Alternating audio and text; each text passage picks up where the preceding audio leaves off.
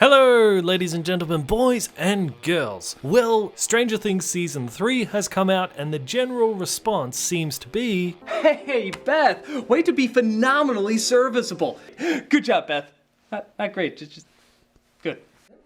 I mean, I enjoyed the season, as a lot of people did, but it seemed like it was kind of recycling stuff that we've seen before. Season 1 was all about the Demogorgon and Eleven's psychic powers and all that. Season 2 was a logical extension of that story, resolving, like, what is the bigger threat in the other dimension, the Upside Down, the Mind Flayer, as they called it. But that season ended with Eleven closing the door and that kind of being resolved. So to see the Mind Flayer in Season 3 return yet again seemed just kind of recycling what we'd already done. They did put a new spin on it with the whole Russian angle, which I really enjoyed, and the introduction of body snatching, invasion of the Body Snatchers, which I don't feel they really took full advantage of that they could have. I mean, halfway through the season, they just kind of dropped it and went back to having a big monster again, which we've seen before. I mean, I understand that monsters are a big part of what Stranger Things is about, but haven't we kind of done everything that we can do with the monsters at this point? Not saying we should eliminate them from the story, but there's other elements that are more interesting that they could focus on more, which they don't seem to be because they keep going back to the big monster thing. In fact, when we got to the sort of end credit teaser for the next season, because we all knew there would be one, I thought I had it figured what it would be. I thought that since they made such a big deal in this season, Season 3, about how important Eleven is, she's the most powerful weapon there is to beat back these interdimensional creatures. So now that they brought in the Russians with the Cold War element, I thought I knew what the teaser for the next season would be. I thought we'd cut to a Russian lab and there would be a Russian version of Eleven. That's what I thought we were going to see. We were going to see a Russian version. Maybe they make it a boy, to sort of show the opposites, girl-boy thing. Maybe instead of 11, they could call the kid 9, because then it would be 9/11.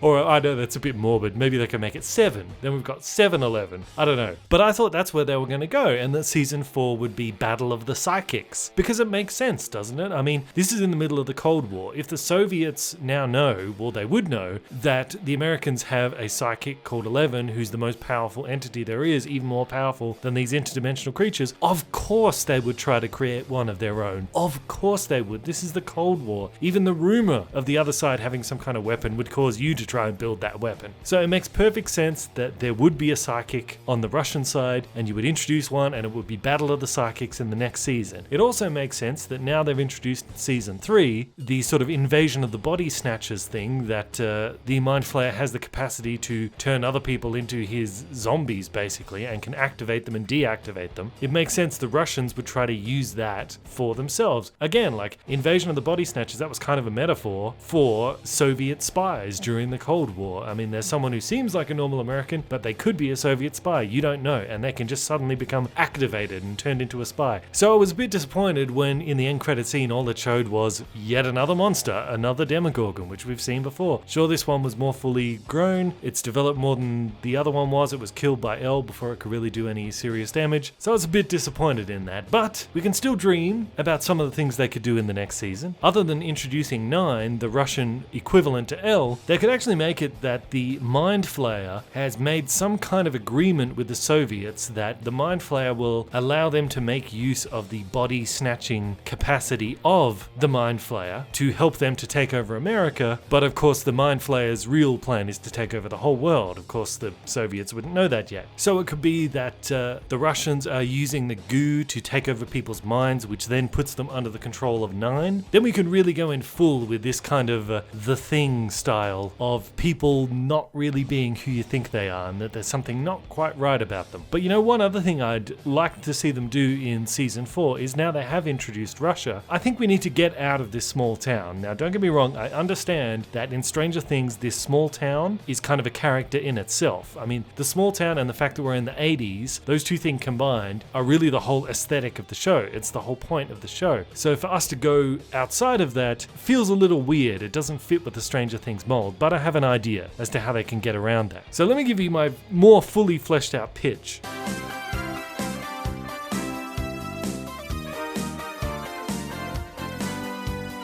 What if the show starts with a doorway opening between the Russian lab, which we saw in this, and near the Russian lab we could have some little Russian village, which will come back into the story later, and the doorway is open between that Russian lab and our small American town that we saw, and out comes the Demogorgon. The Russians send it through, it appears in the small town, it runs around creating all kinds of chaos, and Eleven and the gang have to assist the military to hunt it down and find it. Even What's-Her-Name can actually help, because, you know, with his special sort of connection to the Upside Down, he can kind of know when they're getting closer to it. But the Demogorgon and all its shenanigans is just a distraction for what's really going on. A tiny little bit of goo that we saw in this season came through with the Demogorgon, and it starts body snatching people, which puts them under direct control of 9 in Russia. So while they're off hunting the Demogorgon, slowly the Russians are one by one taking over the minds of all the people in the town. The mayor, the police, the scientists, the military,